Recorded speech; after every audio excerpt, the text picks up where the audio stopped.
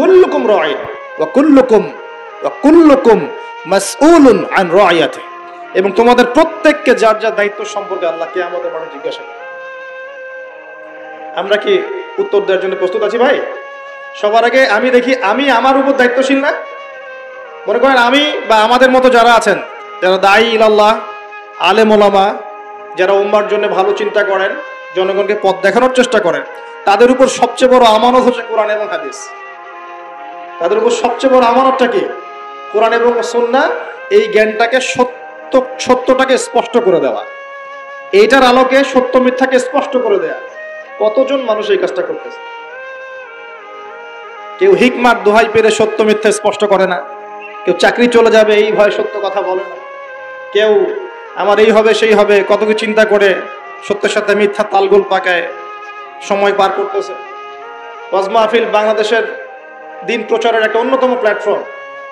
এই সারা দেশে মনে হয় প্রতিদিন 100-200 মাহফিল হয় কি না? কিন্তু আপনি দেখবেন প্রচুর মাহফিল অহেতুক গাল গল্প কেচ্ছা কাহিনী টাইম নষ্ট করে। হয়তো একজন আয়োজন করেছে, ওদের টার্গেট আমি টাকা কালেকশন করব, আর বক্তাও এখানে সুযোগ নেবে, কালেকশনে এত % আমার, ঠিক আছে? তারপরে জনগণও আসবে, কেউ আসছে ভিডিও করতে, কেউ সেলফি উঠাইতে, কেউ এইটা কেউ সেইটা, ওদিকে চানাচুর খাচ্ছে, ওদিকে মেলা লাগছে, এরকম দেখেন। এক একজন এক এক উদ্দেশ্য। আসলে উদ্দেশ্য কি আমার এখানে? উদ্দেশ্য হবে আমি আল্লাহর দ্বীনের সত্য কথাগুলো কোরআন সুন্নাহর মানদণ্ডে যাচাই বাছাই করে যুগোপযোগী ভাবে জনগণের বুঝ অনুযায়ী তাদেরকে বুঝিয়ে দিয়ে আসবো। জনগণ কি করবে? অডিয়েন্স, তারা এখানে আসবে একটা নিয়াতে, আমরা কোরআন সুন্নাহ শুনবো, কোরআন সুন্নাহর কথাগুলোকে মেলাবো, যাচাই করব, যদি কোরআন সুন্নাহর সাথে মিলে যায় আমি গ্রহণ করবো, যদি বক্তার কথা কোরআন সুন্নাহর সাথে না মেলে আমি নিব না। আমি কেন, যত বড়ই বুজুর্গ বক্তা আসুক না কেন, আলেম আসুক না কেন, কোরআন সুন্নাহর সাথে যদি তাদের কথাগুলো মিলে না যায় সেই কথা কখনোই আপনি গ্রহণ করবেন না। করবেন? কখনো কখনো কেউ অজ্ঞতাবশত এমন কথা বলতে পারে যেটা কোরআন সুন্নাহয় নাই। এটা যদি অজ্ঞতাবশত হয় তাহলে সে জ্ঞান অর্জন করলে আপনাকে শুধরে দিবে ইনশাআল্লাহ। আর যদি কেউ ইচ্ছা করে এগুলো করে তাহলে আপনার উপর দায়িত্ব হচ্ছে কোরআন সুন্নাহর মানদণ্ডে যাচাই করে তার কথা গ্রহণ করা। এই কাজটাই বা কয়জন করে? শ্রোতাদের মধ্যে অনেকে আসছি বক্তাকে একবার দেখবো চলে যাবে, কেউ আসছে সেলফি উঠা, কেউ মোবাইলে ছবি তুলবে, কেউ ভিডিও করবে। প্রতিটা কাজের উদ্দেশ্য কি? আমাদের দ্বীনি কাজের উদ্দেশ্য হবে এই কাজগুলোর ওসিলায় পরকালে আল্লাহর নাজাত যেন পাই ইনশাআল্লাহ, এবং দুনিয়াতে আল্লাহর দ্বীন যেন এগিয়ে যায়, উপকৃত হয়। আর রিজিক, টাকা পয়সা, উন্নয়ন সবকিছু আল্লাহ পাকে দিবে ইনশাআল্লাহ। আল্লাহ দিবেন না? ইসলামপন্থীদের হাতেই সবচেয়ে বেশি রিজিক থাকবে ইনশাআল্লাহ, ইসলামপন্থীদের হাতেই সবচেয়ে বেশি সচ্ছলতা থাকবে ইনশাআল্লাহ। আর আগামীতে যে দিন আসতে যাচ্ছে, যে অর্থনৈতিক সংকটময় বিশ্ব আসতে যাচ্ছে, এই সময় যে কোরআন সুন্নাহর আলোকে ইকোনমিক্স ঢেলে সাজাবে সেই পার পাবে, অন্য কেউ পার পাবে না। বিশ্বাস করছেন না? দেখে নিয়ে যাকাত যদি এখনো চালু না হয় তাহলে গরিব মানুষের পেটে এবার লাথি মারা হবে সামনে, দেখে নিয়ে। যাকাত চালু করতে হবে। খালি কোটি কোটি টাকা প্রতি মাসে মাসে কামাই করব, যাকাত দিব না, এটা বাদ দিয়ে দেন। যাকাত যে দিবে না সেও বিপদে পড়বে, যাকাত যাকে দেয়া হবে না তারও অর্থনৈতিক মন্দা শুরু হয়ে যাবে।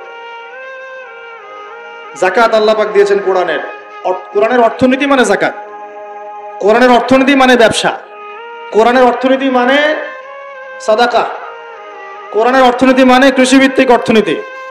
এই পুরো বিষয়গুলোর মধ্যে সারা বিশ্বের অর্থনীতি পড়ে যায়। কিন্তু এখন আমরা এগুলো সব না হলেও অনেকগুলো অংশ সরিয়ে দিয়ে সুদ চালু করে এটা দিয়ে খাচ্ছি আর কি। সুদের পরিণাম ধ্বংস হবেই হবে, আজ হোক আর কাল হোক সুদ ধ্বংস হবেই হবে।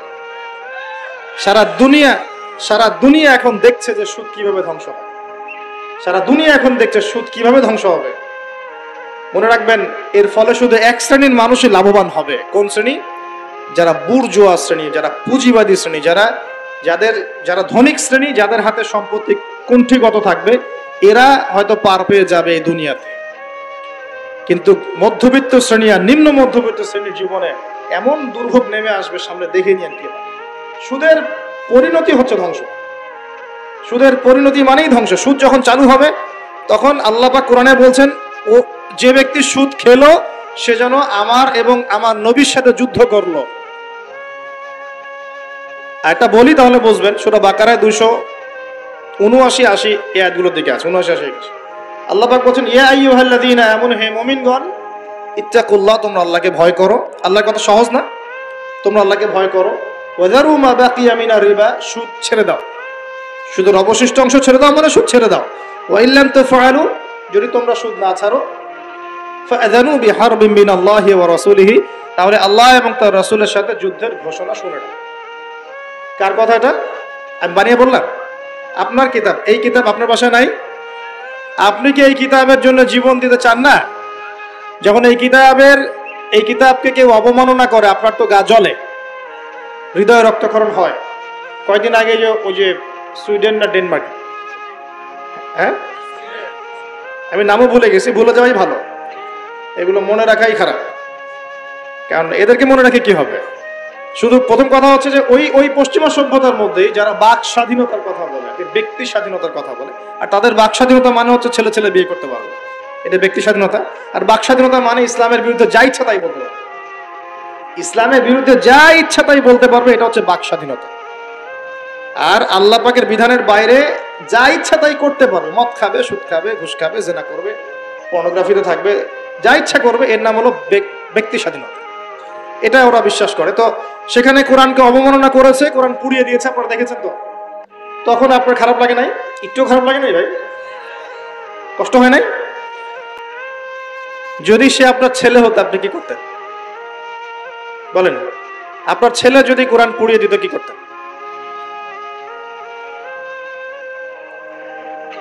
এখন আমাকে বলেন, ওই কোরআনেই আছে সুদ খাওয়া মানে আল্লাহ এবং তার রাসূলের সাথে যুদ্ধ করা। আমি আর আপনি যে মানছি না, এখন আমাদের কি হবে বলেন? সে তো অমুসলিম, কোরআনে কি আছে জানেই না বেচারা। কোরআনের প্রতি অনেক ক্ষোভ, কারণ কোরআন ওদের সমস্ত জাহিলিয়াত, অন্যায়ের বিরুদ্ধে কথা বলে। এই জন্য কোরআনকে পুরাই দিতে চায় এবং নবীকেও গালিগালাজ করে, তাই না? ইসলামের বিরুদ্ধে দাঁড়া যায়, ইসলামের বিরুদ্ধে ওরা চেষ্টা চালায়, কারণ ওরা জানে না ইসলাম কি, ওরা বোঝে না কোরআন কি, ওরা বোঝে না মুহাম্মদ সাল্লাল্লাহু আলাইহি ওয়াসাল্লাম কে, তিনি কেমন আদর্শ, কেমন মানুষ, তিনি যে পুরো বিশ্বের জন্য রহমত, ওরা তো জানেই না, বোঝেই না। আমরা জানি না। এখন আমরা যে জানি, কিন্তু আমরা যে কোরআন পড়তে জানি না। আমরা তো জানি, কিন্তু আমরা তারপরেও যে কোরআন তেলাওয়াত করতে পারি না, জানার পরেও যে কোরআনের অর্থ কোনোদিন পড়ে দেখলাম না।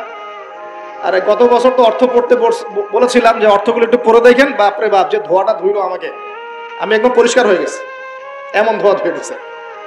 কোরআনের অর্থ পড়ার দরকার নাই। আমি কি বলেছিলাম যে কোরআন তেলাওয়াত করলে কোনো নেকি হবে না? কোরআন তেলাওয়াত করলে কোনো নেকি হবে না, এই কথা বলেছিলাম না? বলেছিলাম যে কোরআন তেলাওয়াত শুধু তেলাওয়াত করে গেলে আপনি ভিতরের হকটা আদায় করতে পারবেন না, কোনটা বলেছে? কোরআনে আপনি সূরা ফাতিহা পড়লেন, কিন্তু সূরা ফাতিহার অর্থ আপনি বুঝলেন না। আপনি কি সূরা ফাতিহার মধ্যে আল্লাহ যা বলেছেন তা কি বুঝতে পারলেন? এই যে আয়াত একটা তেলাওয়াত করলাম, আপনি পড়তে পারলেন, ইয়া আইয়ুহাল্লাযীনা আমানু তাকুল্লাহা ওয়া যারু মা বাকিয়া মিনার রিবা ইন কুনতুম মুমিনিন ওয়া ইল্লাম তাফআলু ফাআযানু বিহারবিন মিনাল্লাহি ওয়া রাসূলিহি। আপনি কি কিছু বুঝলেন? তেলাওয়াত করলেন, প্রত্যেক হরফে 10 নেকি হলো, আপনার আমলনামায় প্রত্যেক হরফে 10 নেকি হলো, ঠিক আছে, বুঝলাম, মানলাম, কিন্তু এই আয়াত যে আপনি বুঝতে পারলেন না, এটা এখন আমি যদি বলে দেই আয়াতের অর্থটা এমন, হে মুমিনগণ, আল্লাহকে ভয় করো, সুদ ছেড়ে দাও, যদি না ছাড়ো আল্লাহ এবং তার রাসূলের সাথে যুদ্ধের ঘোষণা শুনে রাখো। এবার কি কিছু বুঝতে পারলেন? বুঝতে পারেন নাই? তাহলে অর্থের দরকার নাই ভাই। আর কত সহজ করে বলবো বলেন তো ভাই? আর কত সহজ করে বোঝাবো? আমি যে এখন মুসলিম পরিবারে জন্ম নিয়েও যে আমি কোরআন তেলাওয়াত করতে পারছি না, অর্থটা পড়ে দেখছি না, নবীর হাদিসগুলো পড়ছি না, কোরআন রেগুলার একটু তেলাওয়াত করি না, কোরআনের একটু দাওয়াত মানুষকে দেই না, কোরআনের কাজে সাহায্য করছি না, এগুলো কি আমার অপরাধ হচ্ছে না? কে বড় অপরাধী তাহলে? তারা না আমরা? বলেন এবার। কি ওয়াদাটা করতে পারি? প্রথম ওয়াদা করেছেন দরুদ পড়বেন সকালে সন্ধ্যায় 10 বার করে, মনে আছে তো নাকি ভুলে গেছেন? আমাদের মেমোরি তো এখন মাছের মতো, অ্যাকুরিয়ামের মাছ আছে না, ওই মাছের মেমোরি ওখানে ঘোরে কেন সারাদিন জানেন? কারণ ওর memory short time memory loss, মানে ওর মেমোরি এত নিচু স্কেলের, ও মনে করে যে এটা হচ্ছে অনেক বড় সমুদ্র, ও কোথায় গেল ভুলে গেল, এই যেখান থেকে এই পর্যন্ত গিয়েছে ও ভুলে গেছে কোথেকে ওটা আসছে। Memory loss. আমাদের কেন জানি আমাদের জাতিটা এরকম হয়ে গেছে, আল্লাহ মাফ করুক। একটা ইস্যু আসে ওইটা নিয়ে একদম মাতামাতি লাফালাফি, চলে গেলে ওইটা ভুলে যাবে, নতুন ইস্যু। এমনটা হয় না? আচ্ছা, তো আপনারা ওই রকম হবেন না অন্তত পক্ষে, আল্লাহ পাক তৌফিক দান করুন। যাই হোক, এই শবে মেরাজে রাসূল সাল্লাল্লাহু আলাইহি ওয়াসাল্লামকে আল্লাহ পাক তার আরশের কাছাকাছি নিয়ে আল্লাহ পাক যে কথাবার্তা বলেছেন, আল্লাহ পাকের সাথে তিনি যে কথা বলেছেন, আল্লাহর নূর দেখেছেন, আল্লাহর দিদার লাভ করেছেন, এই সময় আল্লাহ রাব্বুল আলামিন তাকে 3টা হাদিয়া তৌফা দিয়েছেন। কয়টা ভাই? গৌরের সাথে শোনেন, মনোযোগ দিয়ে শোনেন। 3টা হাদিয়া দিয়েছেন। এক, আল্লাহ পাক আমাদের নবীকে দিয়েছেন 50 ওয়াক্ত নামাজ। কত ওয়াক্ত? এই 50 ওয়াক্ত নিয়ে তিনি আসছিলেন। আস্তে আস্তে পঞ্চম আসমানে দেখা হয়েছে নবী মুসা আলাইহিস সালাম। কোন নবী? মুসা আলাইহিস সালাম নাম তো জানেন। কোরআনে সবচেয়ে বেশি কোন নবীর নাম এসেছে এটা জানেন তো? হয়তো অনেকে জানতেন না। কোরআনে কিন্তু সবচেয়ে বেশি আমাদের নবীর নাম আসে না। কোরআনে সবচেয়ে বেশি এসেছে নবী মুসা আলাইহিস সালামের নাম, প্রায় 137 জায়গায়। কত জায়গায়? আরো কম বেশি হতে পারে, এটা আমাদের ছোট্ট গবেষণা, আল্লাহু আ'লাম বিসওয়াব। তো কারণ কোরআন খুললেই দেখবেন মুসা আর ফেরাউন, মুসা আর ফেরাউন আছে না? মুসা আলাইহিস সালাম পঞ্চম আসমানে আমাদের নবীকে বলছেন 50 ওয়াক্ত নামাজ আপনার উম্মত পড়তে পারবে না, আপনি কমিয়ে নিয়ে আসেন। আমার উম্মতকে 2 ওয়াক্ত নামাজ দেয়া হয়েছিল, পড়তে পারে নাই।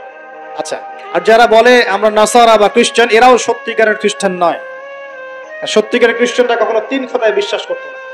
তারা বিশ্বাস করতো আল্লাহ ছাড়া কোনো ইলাহ নাই এবং আল্লাহ পাকের কোনো সন্তান নেই। তারা বিশ্বাস করতো ঈসা আলাইহিস সালাম আল্লাহর সন্তান নয়। সত্যিকারের খ্রিস্টান ছিল বাদশা নাজাশী। কি নাম? নাম শোনেন নাই মনে? বাদশা নাজাশী ছিল নবী সাল্লাল্লাহু আলাইহি ওয়াসাল্লামের সময় এমন একজন খ্রিস্টান শাসক যার রাজ্যে কেউ জুলুমের শিকার হতো না। মুসলমানরা একসময় সেই রাজ্যে আশ্রয় নিয়েছিল এই মুশরিকদের অত্যাচার থেকে বাঁচার জন্য। এই বাদশা নাজাশী মুসলমানদেরকে আশ্রয় দিয়েছিল, তাদের ভরণ পোষণ দেখাশোনা সবকিছু করেছিল। এই বাদশা নাজাশী যখন মারা যায়, আমাদের নবী নিজে তার গায়েবানা জানাজার নামাজ পড়েছে। তারা ছিল প্রকৃত খ্রিস্টান, যার সামনে জাফর রাদিয়াল্লাহু আনহু সূরা মারিয়াম তেলাওয়াত করেছিলেন। সূরা মারিয়ামের তেলাওয়াত শুনেই তিনি চোখ দিয়ে দরদর করে কান্না শুরু করেছেন। তো মনে রাখবেন, এখনকার ইউরোপিয়ান জিউসরা কিন্তু প্রকৃত বনু ইসরাইল নয়, এটা মাথায় রাখবেন। তারপরে সামনে যান। তো মুসা আলাইহিস সালাম কমাতে চাপ দিচ্ছেন। নবী সাল্লাল্লাহু আলাইহি ওয়াসাল্লাম একবার যাচ্ছেন 50 থেকে 45, 45 থেকে 40, 40 থেকে 35, এই করতে করতে করতে করতে 5 ওয়াক্ত নামাজ হলো। কত ওয়াক্ত? 5 ওয়াক্ত। এবার মুসা আলাইহিস সালাম বলছেন আরো কমায় নিয়ে আসেন, আমার উম্মত 2 ওয়াক্ত নামাজ পড়তে পারে নাই, আপনি আরো কমিয়ে নিয়ে আসেন।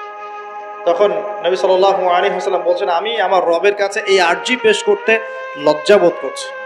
কি বোধ করছি? লজ্জা বোধ করছি। তারপর আল্লাহ রাব্বুল আলামিন বললেন যে তোমার উম্মতের উপর আমি 5 ওয়াক্ত নামাজই ফরজ করলাম, এই হাদিয়া দিলাম, কিন্তু তারা যদি 5 ওয়াক্ত নামাজ পড়ে 50 ওয়াক্তের নেকি দেওয়া হবে। আর কিছু চাই ভাই? 5 ওয়াক্ত নামাজ পড়লে আমরা প্রতিদিন 50 ওয়াক্ত নামাজ পড়ছি। শুধু তাই নয়, আল্লাহ পাক বলে দিলেন তোমার উম্মতের কোন ব্যক্তি যে কোনো ভালো কাজ করুক না কেন তাকে 10 গুণ বাড়ায় দেওয়া হবে। 1 টাকা দান করেছেন, 10 টাকার নেকি দেওয়া হবে। 1 রাকাত নামাজ পড়লেন, 10 রাকাতের নেকি দেওয়া হবে। একটা সেজদা করলেন, 10টা সেজদার নেকি পাওয়া যাবে। একবার সুবহান, একটা পাপের কারণে আল্লাহ পাকের মহামারী নেমে আসে। আল্লাহ পাকের পক্ষ থেকে মহামারী নেমে আসে। সেই পাপটার নাম হলো ফাহেশাত, অশ্লীলতা, নোংরামি, ব্যভিচার, পরকে। যে নোংরামি না এগুলা, এই পাপগুলোর কারণে আল্লাহর পক্ষ থেকে এমন এমন রোগ ব্যাধির জন্ম হয় যে রোগগুলো আগে বিশ্বের মধ্যে ছিল না। এই কথাটা হাদিসের মধ্যে আছে। এই অবৈধ জেনা এবং ব্যভিচার, পরকে, এইসব সম্পর্কের কারণে আল্লাহর পক্ষ থেকে এমন কিছু আযাব আসে, এমন কিছু রোগ আসে, ব্যাধি আসে, মুসিবত আসে যা এই দুনিয়াতে আগে কখনো ছিল না। আপনারা কি এইডসের নাম আজকে থেকে 50-100 বছর আগে শুনেছিলেন কখনো? কেউ শুনেছিল? এখন আশঙ্কাজনক হারে এগুলো বাড়ছে কিনা? কোনো চিকিৎসা আছে এগুলো? তাহলে মনে করছেন এগুলো কি আল্লাহর পক্ষ থেকে আযাব না? আল্লাহর আযাব না এগুলা? আমরা এখন এমন একটা জায়গায় চলে আসছি, আসলে কি বলবো, এখনকার নিউজগুলো এমন যে কোনো জায়গায় কোনো ক্ষেত্রে দেখা যায় যে বৈধ সম্পর্ক যেগুলো আছে না, বৈধ সম্পর্ক মাহরাম, এই মাহরামদের মধ্যেও অবৈধ যৌন সম্পর্ক চলতেছে। এগুলো পেপার পত্রিকা আসে, এগুলো দেখা যায়, অনলাইনে ঢুকলে দেখা যায়। আল্লাহ পাক আমাদের সবাইকে চরিত্র পবিত্র রাখার তৌফিক দান করুন।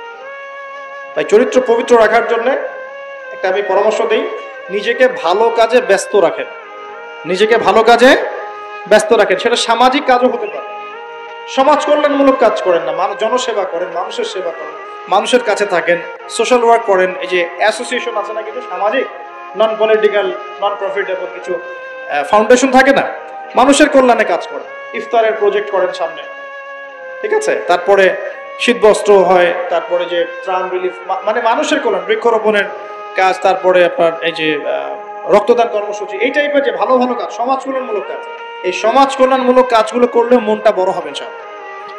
ভালো কাজে ব্যস্ত থাকবেন, আপনি দেখবেন মাথার মধ্যে শয়তানি নাই। যখন মানুষের কাজ নাই, সারাদিন অলস বসে থাকে, মাথার মধ্যে দুনিয়ার শয়তানি ঘোরাফেরা করতে থাকে। আল্লাহ পাক আমাদের সবাইকে ভালো কাজের সাথে থাকার তৌফিক দান করুন এবং ভালো কাজে একে অপরকে সহযোগিতা করার তৌফিক দান, এবং আল্লাহর ওয়াস্তে একটু ওয়াদা করেন, আর যাই করেন অর্থনৈতিক জীবনে সুদের সাথে সম্পৃক্ত হবেন না। হবেন? সুদের পাপ কি? নিজের মায়ের সাথে করে।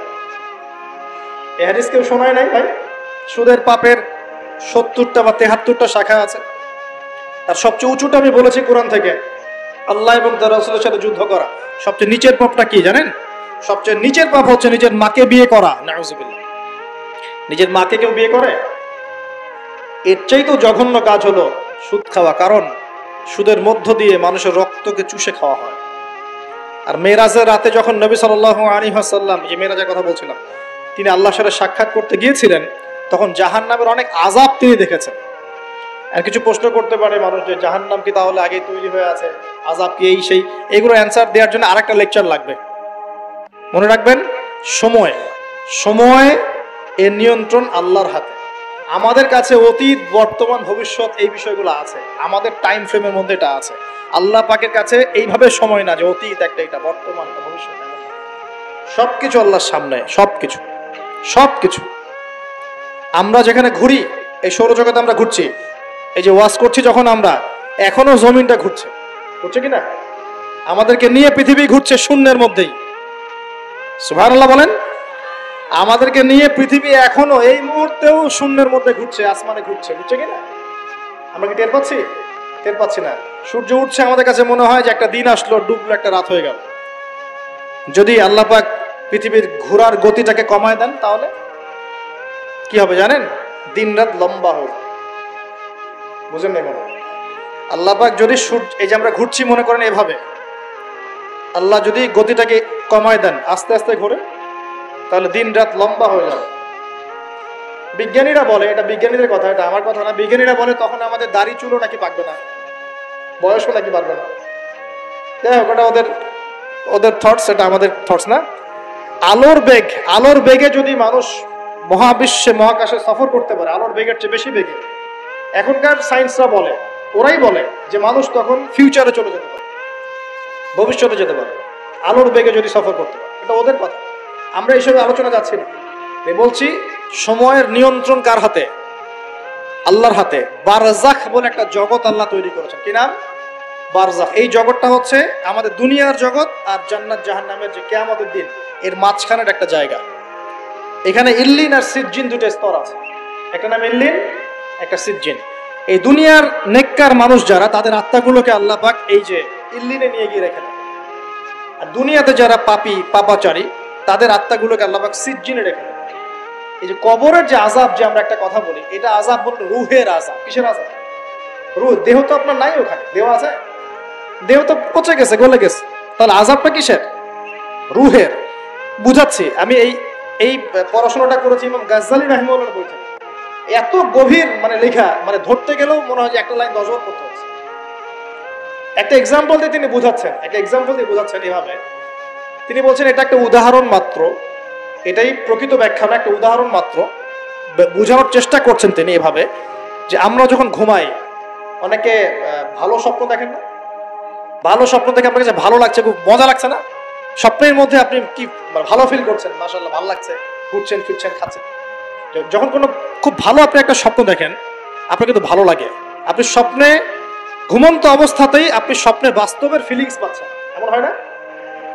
আল্লাহ পাক যদি আপনাকে স্বপ্নের মধ্যে রেখে দেন ধরেন 1 বছর 1.5 বছর 2 বছর, তার মানে 1-2 বছর আপনি স্বপ্নের মধ্যেই বাস্তবের ভালো লাগার ফিলিংসটা পেতে থাকবেন, কিন্তু আপনি ঘুমিয়ে আছেন।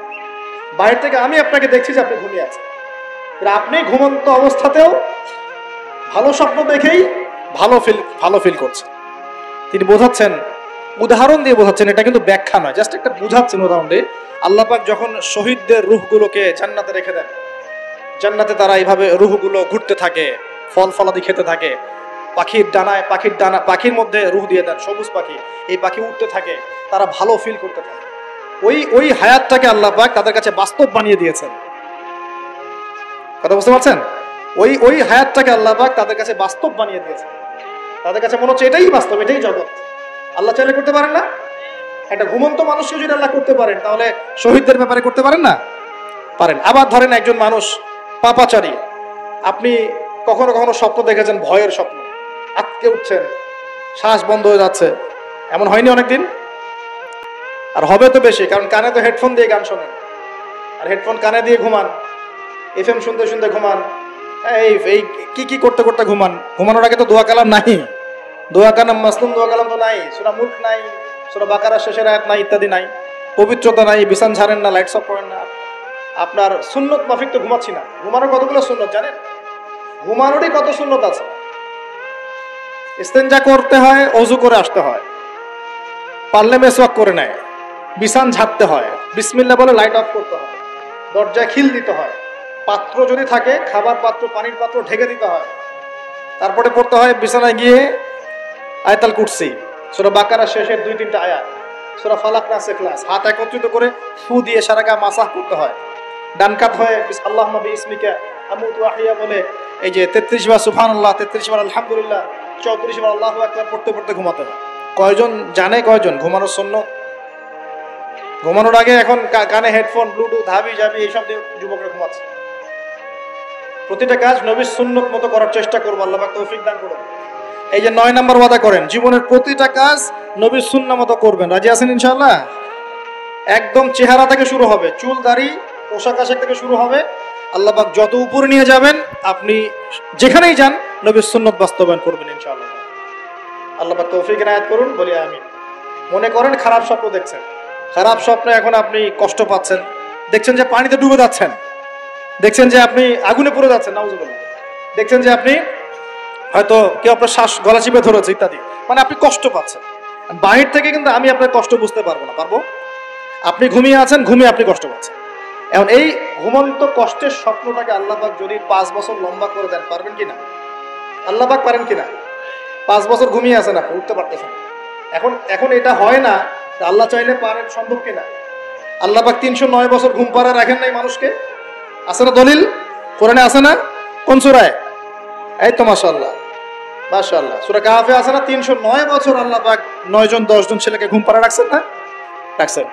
তো এখন মনে করেন যে আল্লাহ পাক আপনাকে ওই কষ্টের আযাবটাকে লম্বা করে দিলেন, কষ্টের ওই স্বপ্নটাকে লম্বা করে, তাহলে আপনি কিন্তু ঘুমের মধ্যে কষ্ট ফিল করবেন।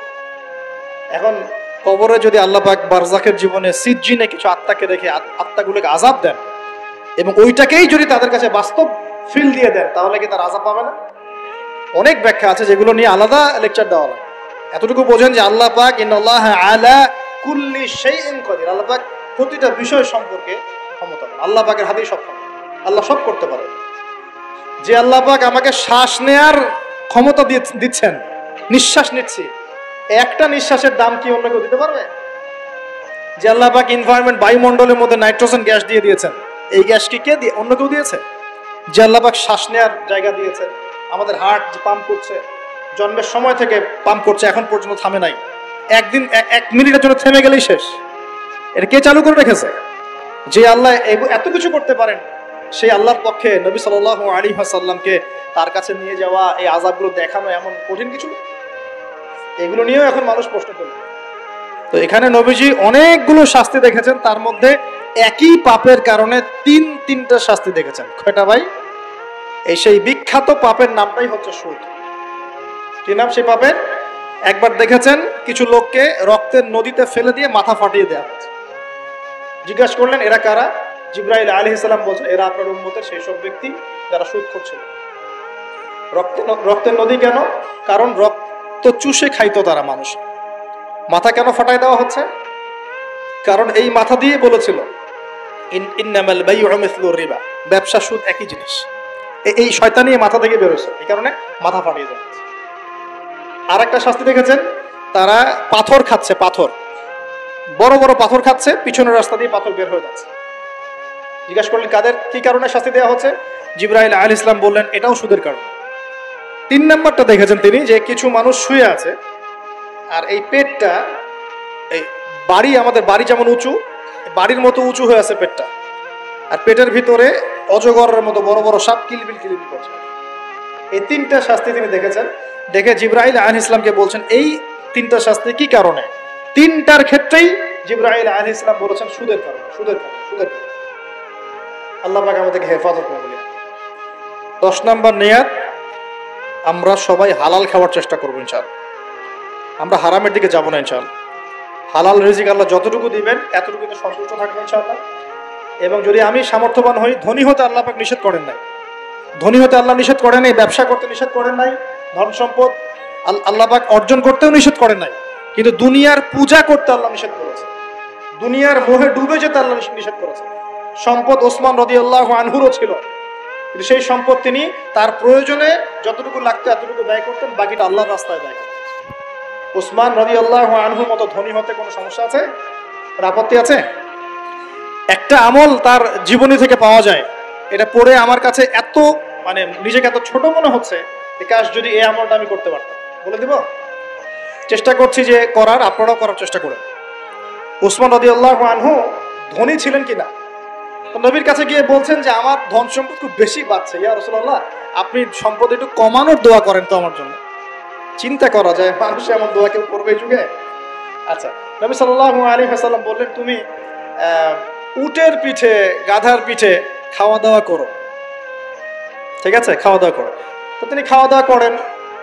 এখন কয়দিন পরে, কয়দিন বলতে কতদিন আল্লাহ ভালো জানেন, তিনি এসে বলছেন ইয়া রাসূলুল্লাহ আমার তো সম্পদ আরো আগের চেয়ে বাড়তেছে, দেখি আপনি কি দোয়া করলেন? সম্পদ তো আরো বাড়া শুরু করেছে। তখন তিনি বলছেন যে তুমি যখন খাও তখন তোমার হাত থেকে যদি খাবার পড়ে যায় তুমি কি করো? তখন তিনি বলেছেন আমি, আমার হাত থেকে খাবার যদি পড়ে যায়, একটা দানাও যদি পড়ে যায়, আমি উটের পিঠ থেকে নেমে সেই খাবারটাকে তুলে পরিষ্কার করে তারপর খাই।